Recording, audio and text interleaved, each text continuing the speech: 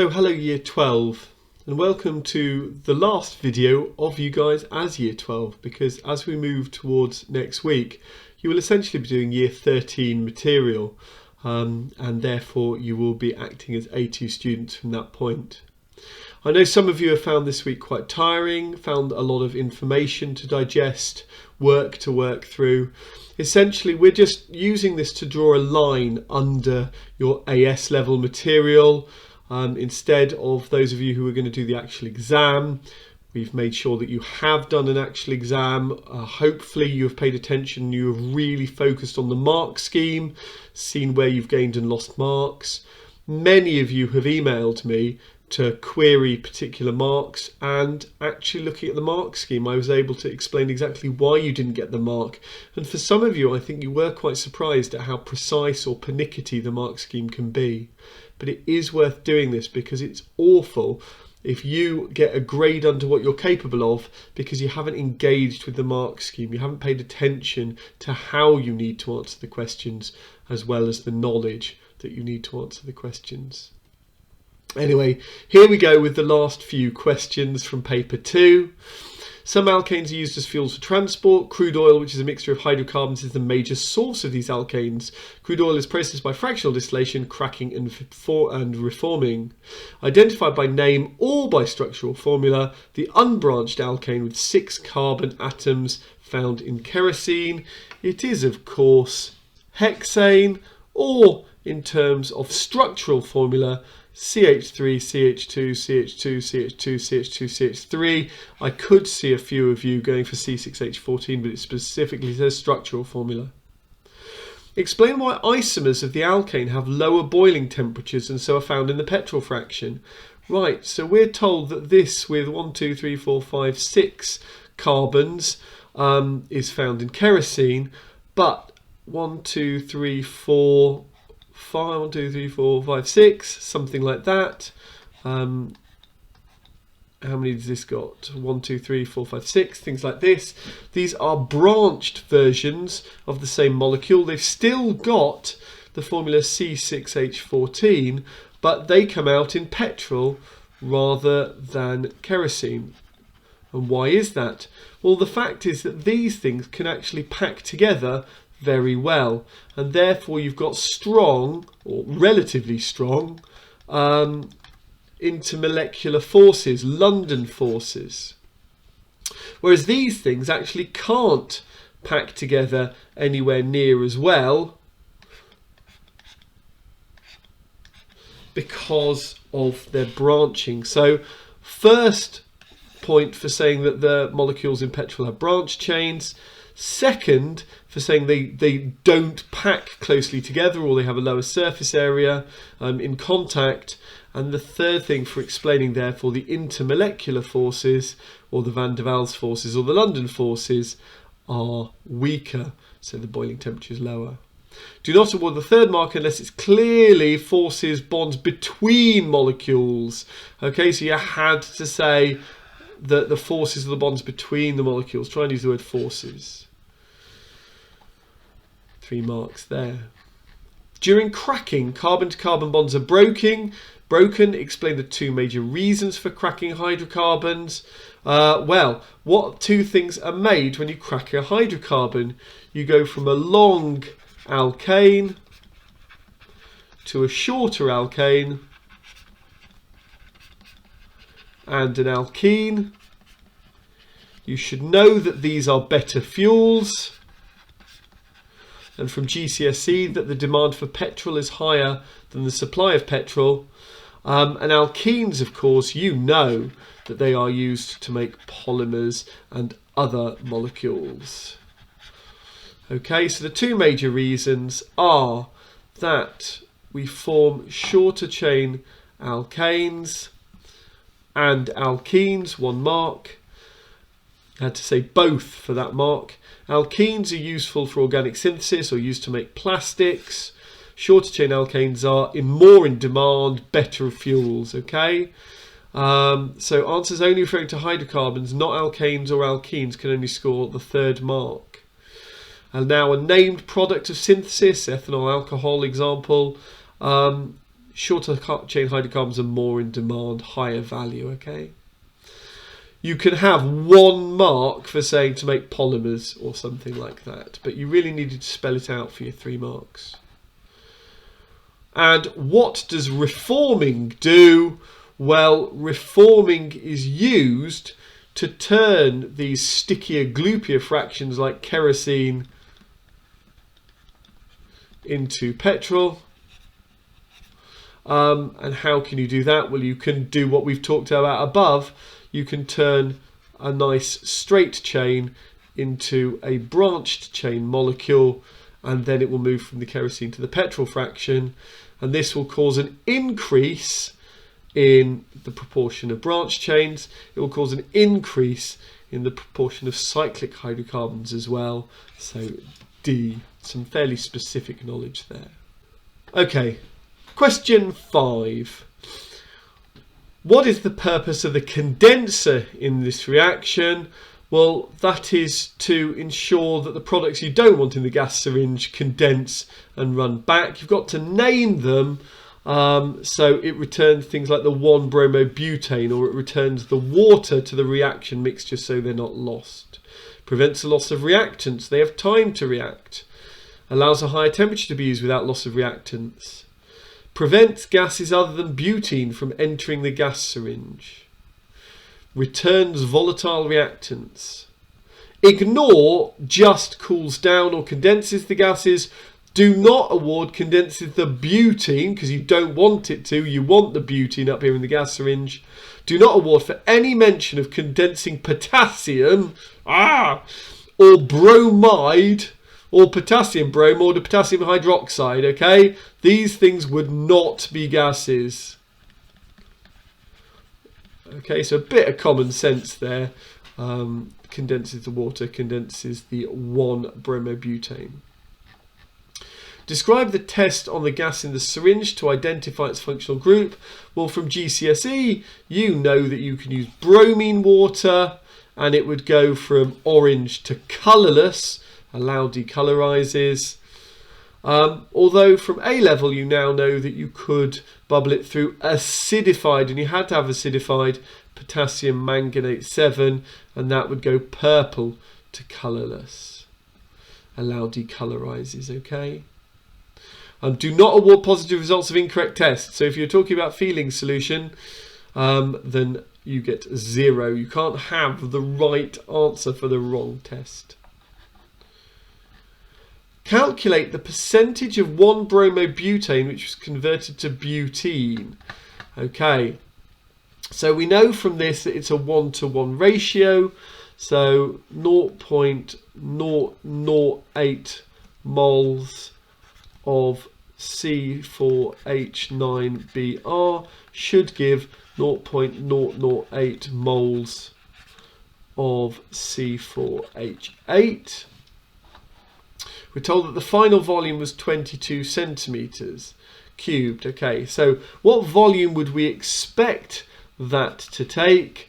We're told, are we told specifically the volume of the gas? Yeah, molar volume of a gas at room temperature and pressure is 24,000. So we'd expect that to take up 192 centimetres cubed. That's what we would expect. The volume we've actually got is 22 centimetres cubed. So 22 over 192 times by 100% is just 11.5%. Okay. So there we go. That's what the second one is I've done. Calculation of the volume of gas expected as 192 centimetres cubed. Calculate the percentage of 1-bromobutane, 11.5%. Ignore significant figures except 1. Of course, you could have done it the other way. You could have calculated the number of moles of bromobutane that you did have, which is that number, and then as a percentage of the 0.008 that you should have got, they would give you the same answer. This was quite an interesting one. Before cooling, the volume of butene in the gas syringe is 24 centimetres cubed. Calculate the temperature of the gas in the syringe before it cooled. You don't know the pressure. You just know that the pressure is constant. And actually, if you assume atmospheric pressure, you will get the wrong answer. So we've got PV1 equals nRT1. So the pressure times the first volume is the number of moles times the ideal gas constant times the first temperature. We've got the same pressure, the second volume, nRT2. And from that we can see that actually P over nR is equal to T1 over V1, which equals T2 over V2. In other words, if we want to find out what the temperature 1 was, we can do T2 times by V1 over V2. We know that the final temperature was 298 Kelvin. We know that the initial volume was 24. We know that the final volume was 22. And look, I don't have to convert these into meters cubed because I'm using the same conversion factor. I mean, I could multiply that by 10 to the minus 6 and that by 10 to the minus 6. It's not really worthwhile. Anyway, so that's what we need to do. 24 divided by 22 times by 298 Kelvin gives 325 Kelvin. So let's have a look. Calculate, that's what they've done here. 24 over 22 is the ratio, and then they've times that by 298 to get 325 Kelvin or 52 degrees C. Notice you must give the units, must do. Use of PV equals nRT scores 2.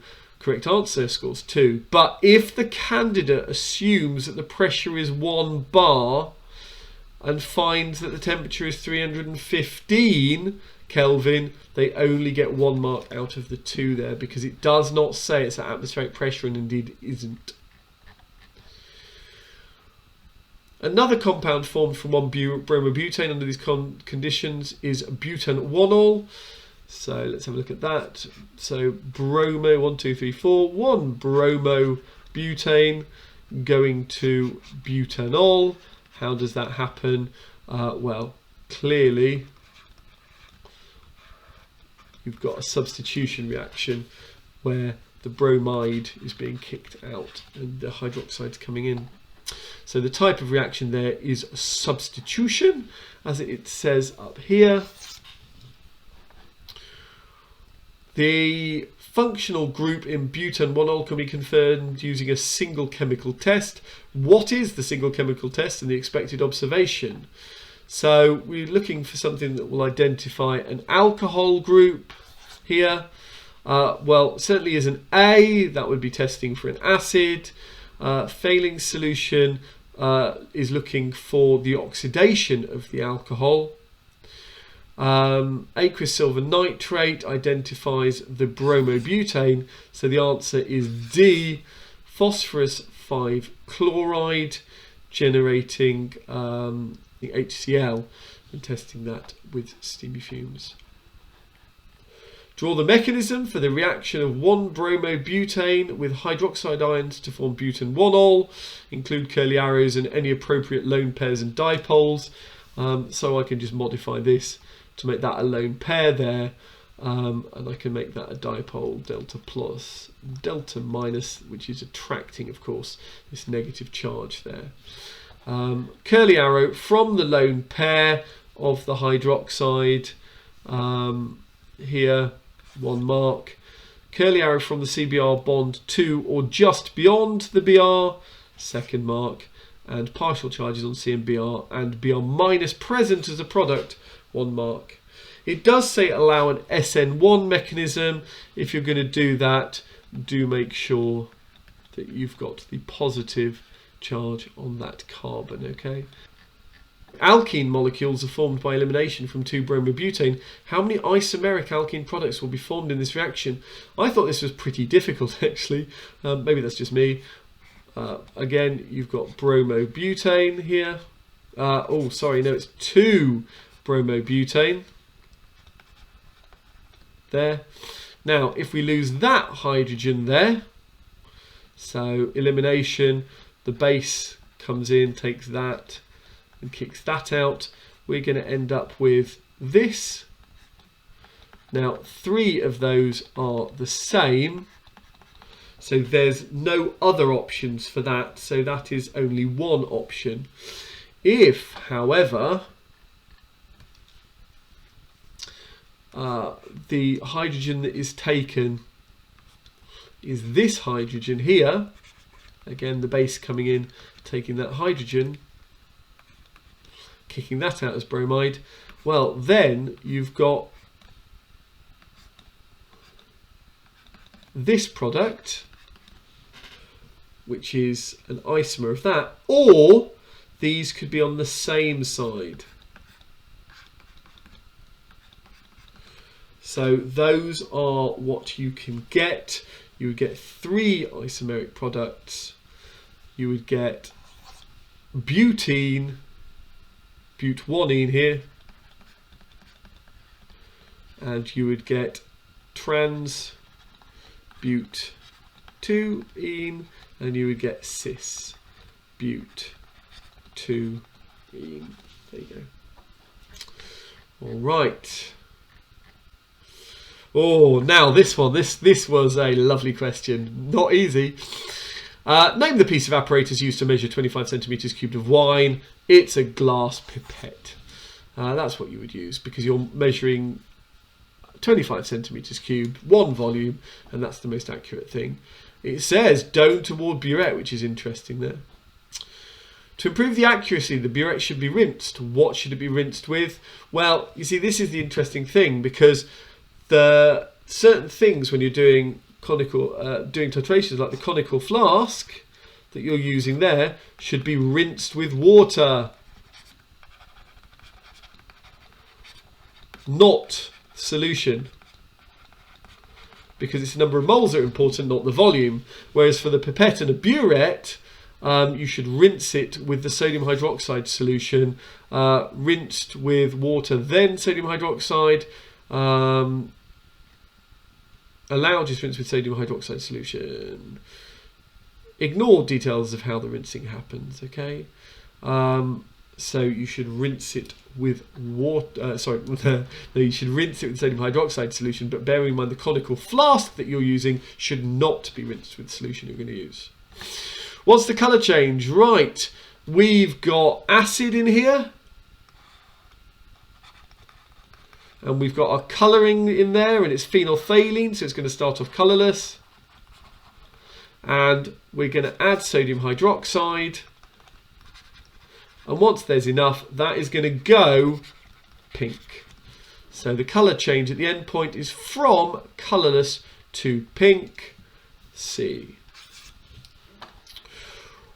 What is a concordant result? It is a result within 0.2 centimetres cubed of each other. That's from GCSE.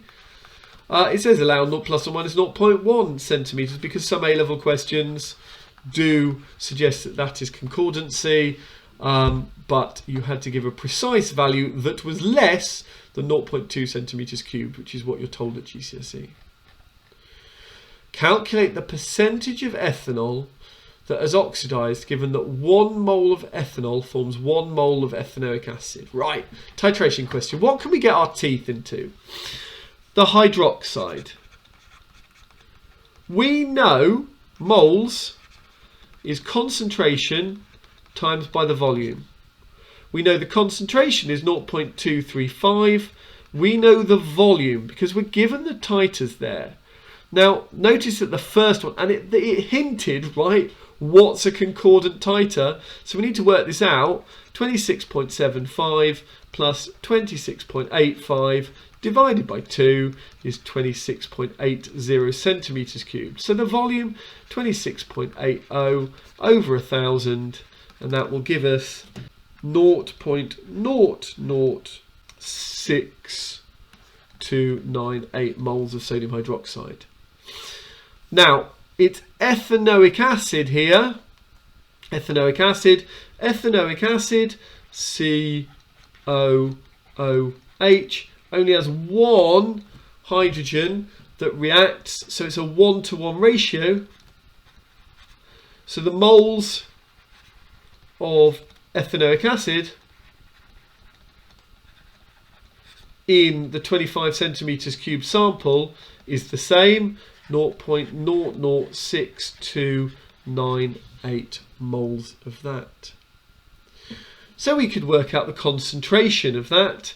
So concentration of ethanoic acid is moles over volume, which equals 0.006298 divided by 25 over 1000,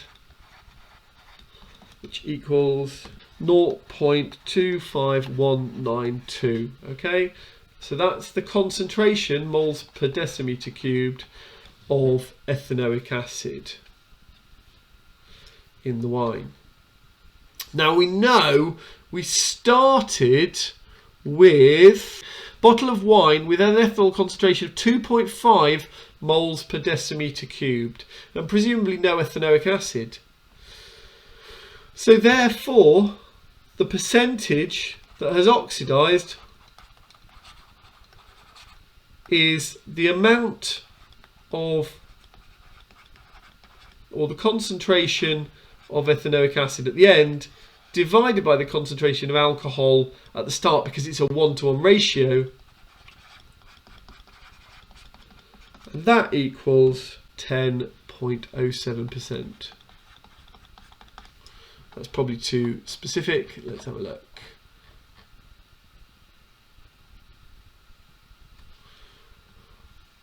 Calculation of the mean titer. There's 1 mark there. Calculation of the number of moles of sodium hydroxide. Yep. Calculating the moles of ethanoic acid. Yep. Yeah. Calculation of concentration of acid. That's the 4th one. You should have been able to get that. Okay. Calculation of percentage of ethanol oxidized to no more than 3 significant figures, and yeah, as I said, that's too precise there, so I probably, if I hadn't gone back, would have lost that mark, but 10.1% or 10%, absolutely. And that is a standard titration question. All you had to realise here was that the ratio was 1 mole of ethanol became 1 mole of ethanoic acid,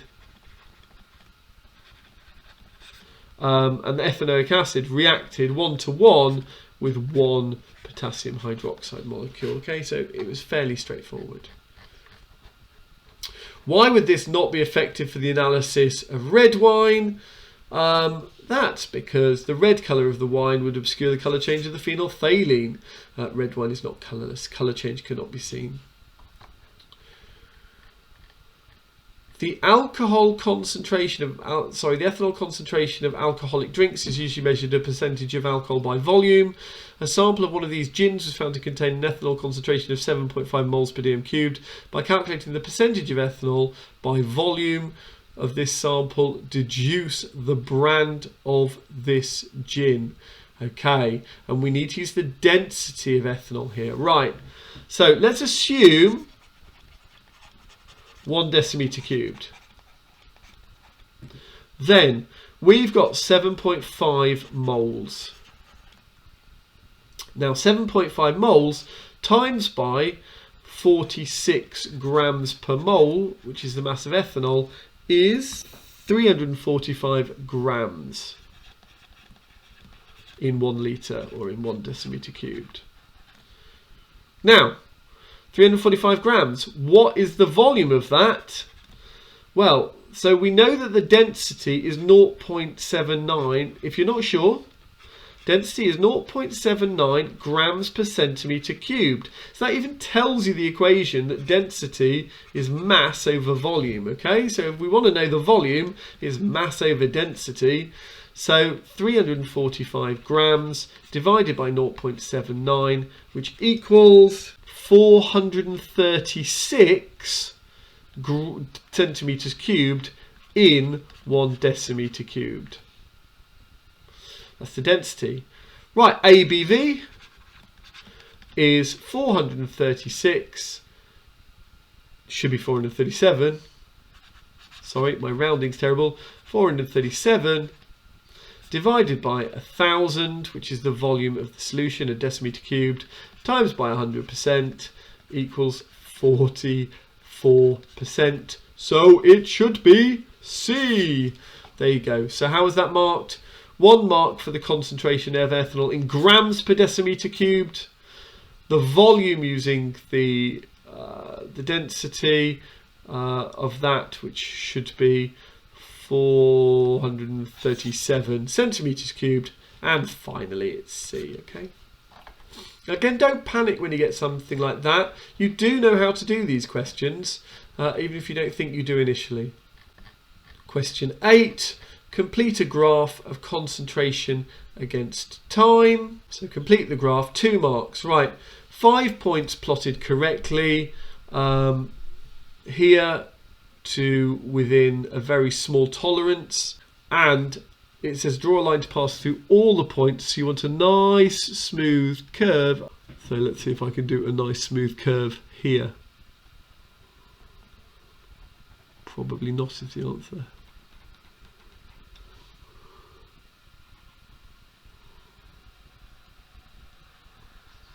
Oh, slightly missed it at the end, but not too bad other than that. Excluding any anomalous or incorrectly plotted points. Okay, essentially they didn't want you to go through the middle here. That's a no-no. Okay, they wanted you to realise actually that it was an S-shaped curve. Describe how you would find a numerical value for the initial rate of reaction and for the maximum rate of reaction in this experiment from the graph. So for the initial rate of reaction, will you want to find the sort of the tangent here, and that would give you the initial rate of reaction here, and for the maximum rate of reaction you would want the tangent about here where it's steepest. This is terrible, I know it's not very clear. But you want to take the tangent. So take a tangent to the curve, 1 mark. At time 0, yeah, so that's what I've tried to do there. I've tried to take it at time 0 at the start. Marks may be scored by tangents on the graph. I strongly suggest you do this. It shows exactly what you're trying to do. Tangent taken at the steepest part of the curve for the maximum rate. So steepest part times 0. And the final mark, which you may not have got, is actually how do you get the gradient? It's dy by dx basically, and that's what they wanted there. Allow a description of finding the gradient, e.g. finding dy by dx.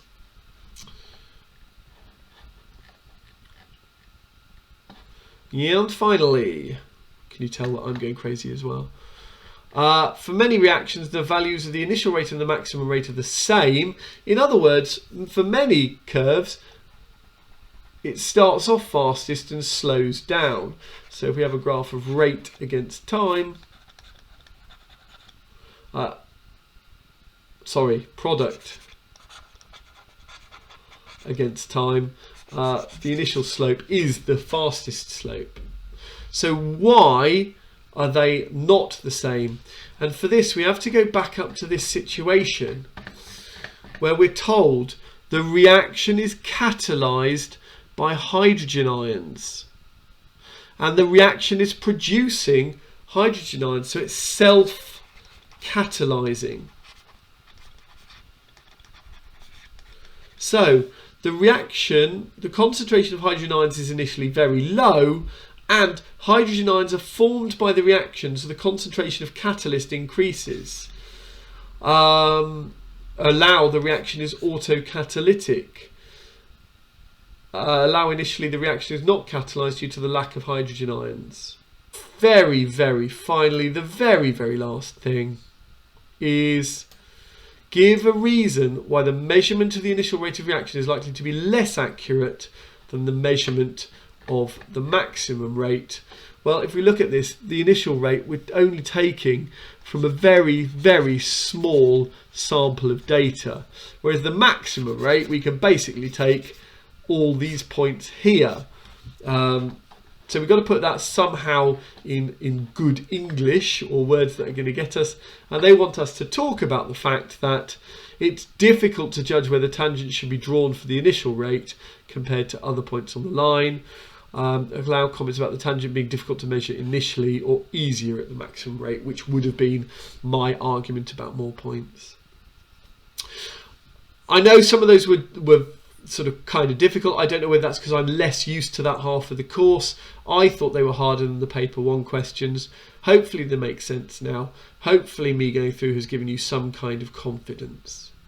So no homework, well earned rest. We're starting year 13 material next week.